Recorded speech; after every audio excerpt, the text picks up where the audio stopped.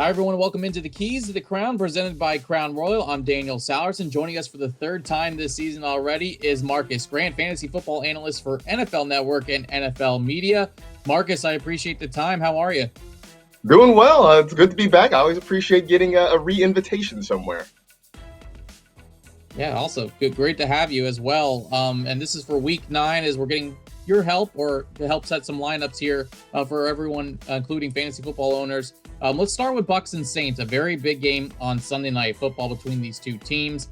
Before we get into some other questions regarding that game, give me someone to start, give me someone to sit, and maybe a sleeper pick for that big matchup.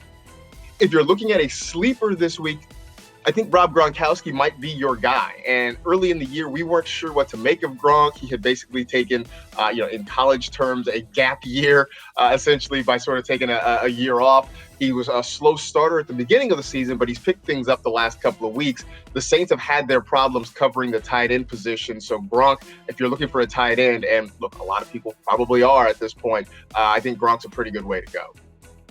Could be some folks that have stashed Antonio Brown for the last couple of weeks, waiting for a potential return on Sunday against the Saints. Is he someone that you would consider starting if you have him, or is it too early to tell right now?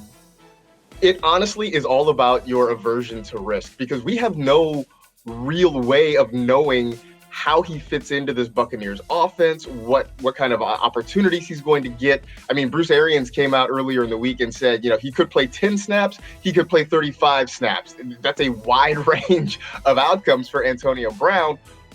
Before I let you go, let's go to the waiver wire. I know some people might be scrambling here at the last second to get someone who may be available that they could use.